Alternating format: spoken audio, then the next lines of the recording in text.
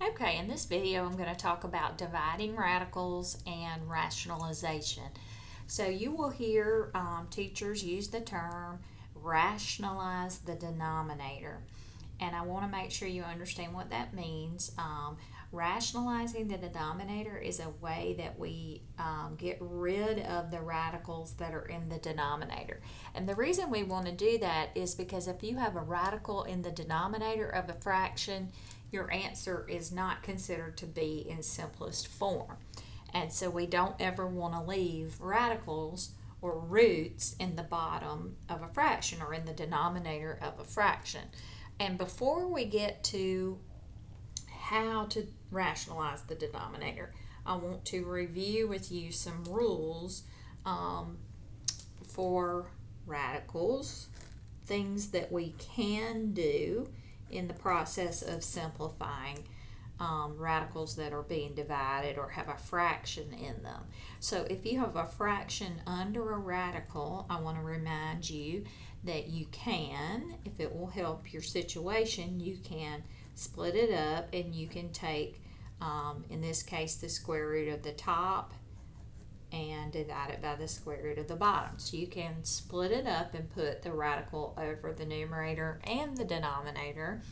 Likewise, if it starts out like that in your problem, where you have the square root of x on top over the square root of y, if it is beneficial to you, you can put those back together as a fraction and put that radical over the whole thing. So let's first look at some problems where this might come into play or this might be helpful to us. So if I start out with the square root of 100p squared over q to the 8th. Okay. All right, this fraction, we are not able to simplify it at all as it is. So I'm going to go ahead and split it up and look at taking the square root of the numerator and the square root of the denominator separately. The square root of 100 is 10. The square root of p squared is p. On the bottom, the square root of q to the 8th is q to the 4th, because q to the 4th times q to the 4th would give us q to the 8th. Alright, so that's one situation where that might be helpful. Let's look at another one like that. If you have 4w cubed on top over 25y to the 4th. Again, the fraction underneath the radical cannot be simplified in any way. So I'm going to look at splitting it up and taking the square root of the top and the square root of the bottom. In this case, 4 is a perfect square, but w cubed, we would want to break it down. And then we can take the square root of 4 is 2, and the square root of w squared is w, and there'd be 1 w left over underneath the square root. And then in the denominator, square root of 25 is 5, square root of y to the 4th is y squared, so we would end up with 5y squared. Okay, and that would be in simplest form. Now, in a case like this,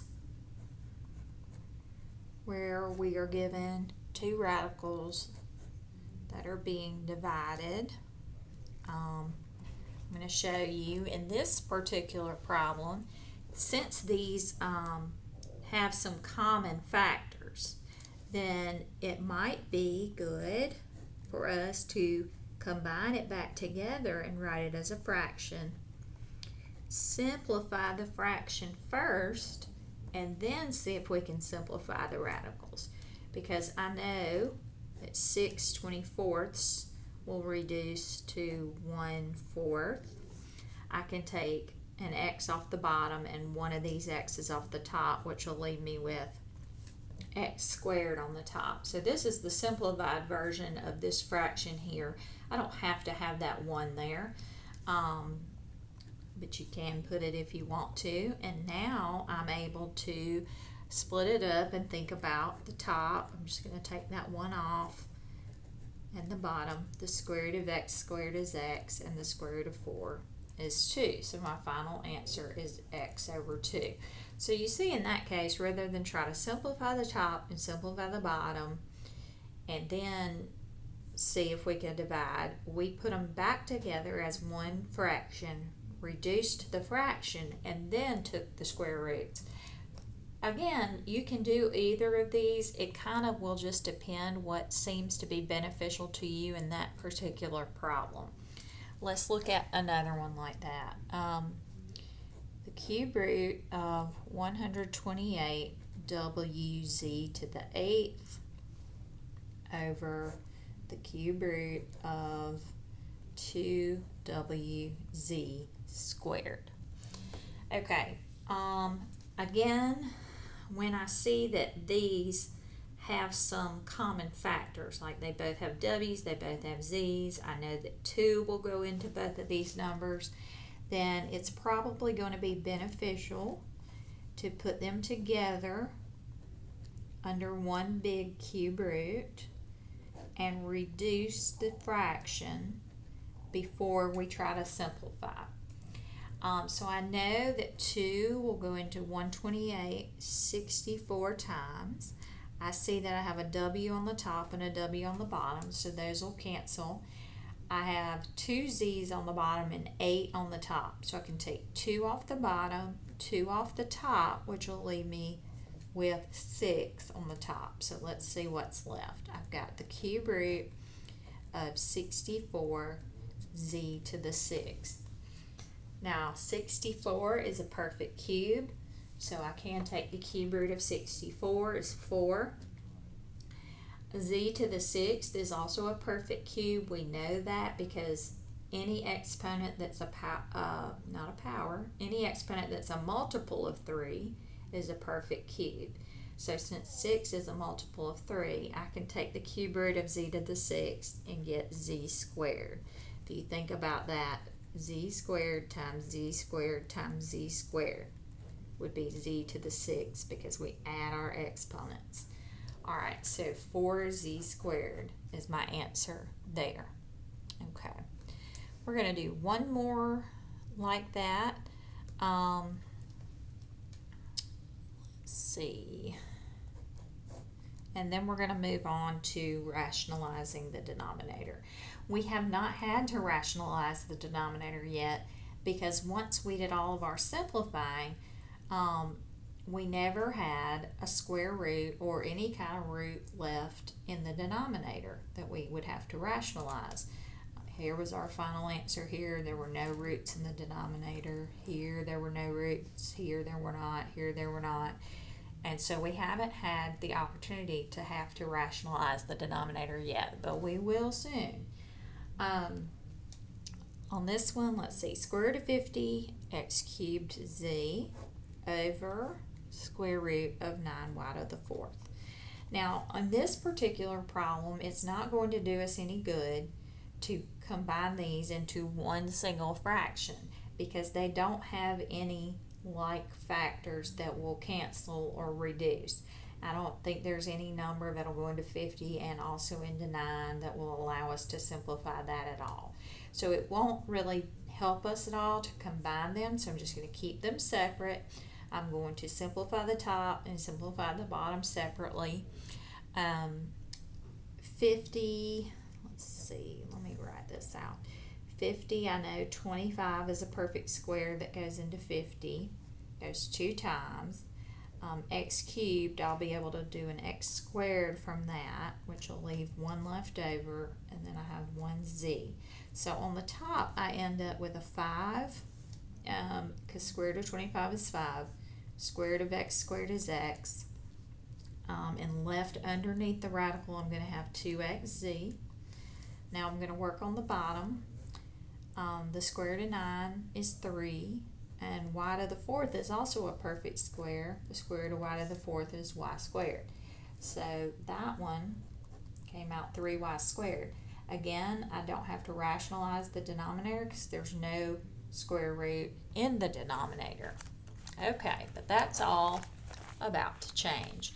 So we want to know, what do we do when we end up with a square root in the denominator on a problem?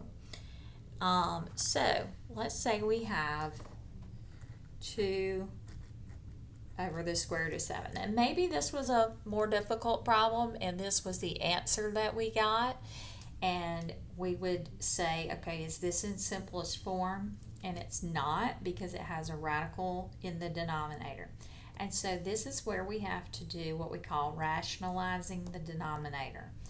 So in order to get rid of a root in the denominator, you will have to multiply the top and the bottom of this fraction by something that's going to make that square root go away. And so in this case, square root of 7, if we multiply it by the square root of 7, we know that the square root of 7 times the square root of 7 is the square root of 49, which is just 7. And we can actually skip that step where we make it square root of 49, because we've done this enough to know square root of 7 times square root of 7 is going to come out to be regular 7. And so that will get rid of the radical in the denominator, and on the top we will have 2 square roots of 7. So our answer is 2 square roots of 7 over 7. Now that might look more complicated than this, but it doesn't matter, because we cannot leave a square root in the denominator, and this is how we would get rid of it, by multiplying the top and bottom of the fraction by whatever this square root is. Alright, so again, why can we do that? Well, the square root of 7 over square root of 7 is 1. So essentially we're multiplying this fraction by a form of 1. So it's not changing the value, it's just making it look different. It's putting it in a different form. Alright, likewise, if we had 3 square roots of 2 over the square root of 5. Alright, we cannot have this square root in the denominator. So to get rid of that, we're going to multiply by the square root of 5 on the top and bottom of the fraction. The square root of 5 times the square root of 5 is just 5. And on the top, we'll multiply the numbers under the radical together, and we'll get 3 square roots of 10. And now we have rationalized the denominator. Okay, if you have a radical in the denominator that can be simplified, you might want to go ahead and simplify it first. Alright, so we're looking for to break 48 down. You can go all the way down to common factors if that's the method, to prime factors, sorry, if that's the method you want to use, and then look for pairs. I'm just messing up all over the place. Pause. Okay. When we break 48 down to prime factors, we got this. When you have a pair of something, that tells you you had perfect square in there. So there was a 4 in there and there was another 4 in there, which meant we really had a 16 in here that we could take the square root of. And so we end up with 2 over 4 square roots of 3. Now we can rationalize the denominator by multiplying the top and the bottom of the fraction by the square root of 3. Alright, on the top we'll just have 2 square roots of 3. On the bottom we'll have 4 times 3, because the square root of 3 times square root of 3 is 3. So we end up with 2 square roots of 3 over 12. Well, now, because this number is not under a radical and neither is this one, these can reduce, and our final answer is going to be square root of 3 over 6. Okay, so some of you may not have realized that this was divisible by 16, which is the biggest perfect square that'll go into 48. That's why I showed you how to break it down to prime factors, because then you can look for pairs, and those tell you all of your perfect squares that are hiding in there. You had a 4, and then you had another 4, and that means you really had a 16, which is where this came from. The square root of 16 is 4. All right, let's look at another one. 8 over 7 square roots of 24. All right, again, I think I want to go ahead and break the 24 down or simplify it, because I don't really want to multiply by square root of 24. That's pretty big. So square root of 24, I know there's a 4 in there. If you break it down, you'll get 2 square roots of 6. All right, and then so we have 8 over 14 square roots of 6. These are both divisible by 2, so I'm going to divide those by 2. Go ahead and get that as simple as I can. And then I'm going to say, well, now I can't leave this like this because I have a square root on the bottom. So I'm going to rationalize the denominator by multiplying the top and bottom by the square root of 6. Down here I get 7 times 6 is 42. And then one more time, these are both divisible by 2. You don't want to mess with what's under the radical. Only once you've pulled a number out here can you reduce it with this whole number on the bottom. So these are both divisible by 2, and I'll get 2 square roots of 6 over 21 as my final answer. All right, let's see. Now, what if you have a binomial on the bottom that has a radical in it? Then, like, for example, okay, so your first thought might be, well, to get rid of this square root of 6, I want to multiply the top and bottom by the square root of 6. The problem with that is if you multiply this part of the bottom by the square root of 6, it will make it have a radical. It'll get rid of this one, but it'll produce one here. We don't want that because we can't have any radicals on the bottom. So when you have a binomial on the bottom and you want to rationalize your denominator, you've got to multiply the top and bottom by what's called the conjugate of the denominator. So the conjugate is going to have the exact same terms that this denominator had, but instead of this sign, it's going to have the opposite sign. So if that's a plus, this is going to be a minus. If this is a minus, this is going to be a plus. And you'll see why that's going to help us in just a minute. So I'm multiplying both the top and bottom by 2 minus the square root of 6. Now on the top, I just have to distribute this negative 2 throughout this binomial. So negative 2 times 2 is negative 4. And negative 2 times negative square root of 6 is positive 2 square roots of 6.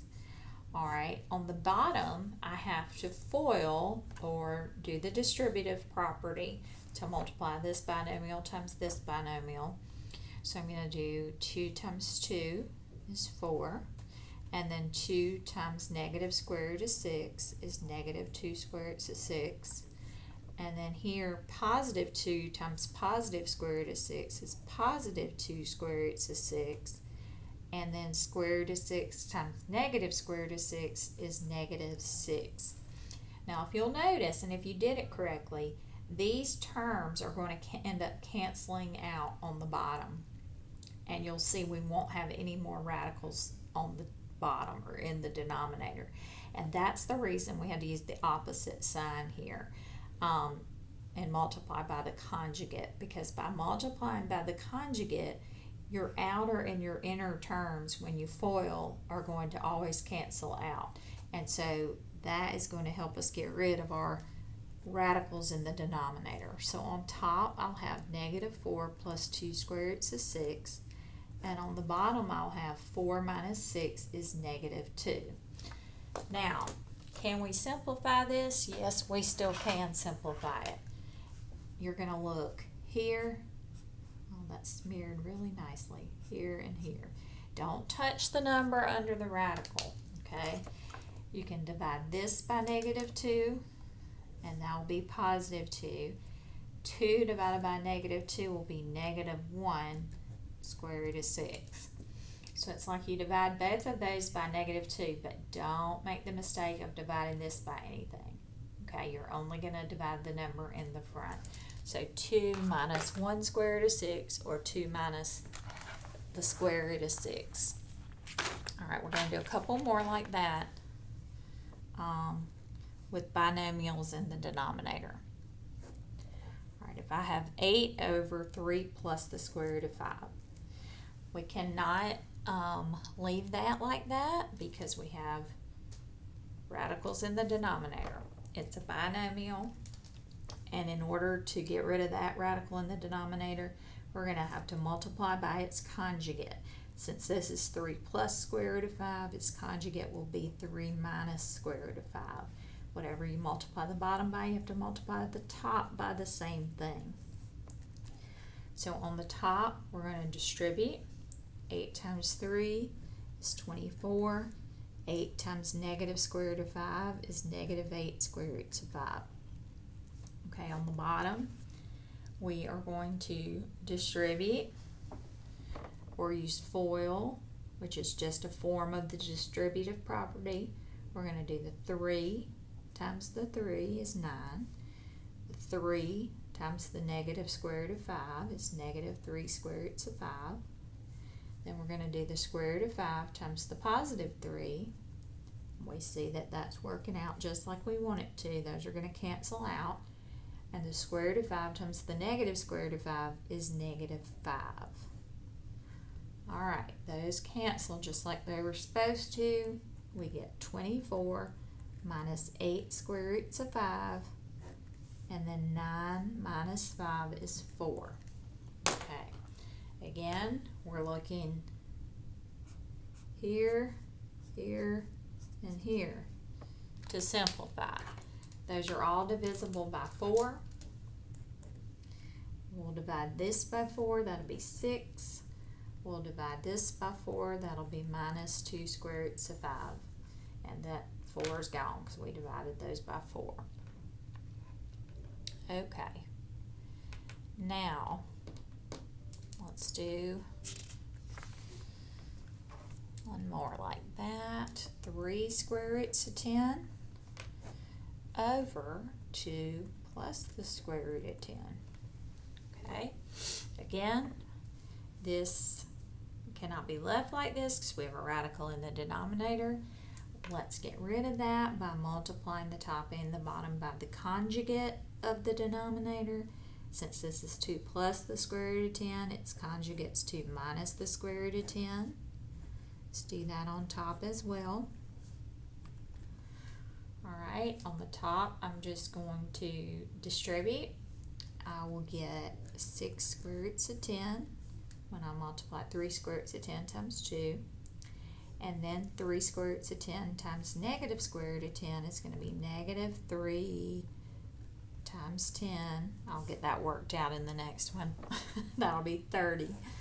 Down here, when I distribute or FOIL, I'm going to have 2 times 2 is 4. I'm going to have 2 times negative square root of 10. It's -2 square roots of 10. I'm going to have 2 times positive square root of 10. That's going to be +2 square roots of 10. And then square root of 10 times square root of 10 is 10, and it would be negative. Alright, let's see if I can get this cleaned up a little bit. On the top, I'm going to have 6 square roots of 10 minus 30. On the bottom, these are going to cancel, and I'm going to have 4 minus 10 is -6. Alright, so now I want to divide both of these by -6. This and this by -6. 6 divided by -6 is -1. And -30 divided by -6 is +5. So that is what we end up with there. Now, I'm going to stop this video, but I am going to make another video where some of these will have binomials on the top and we have to conjugate, and so they just get a little bit more complicated, but that'll be in the next video with more examples on rationalizing the denominator.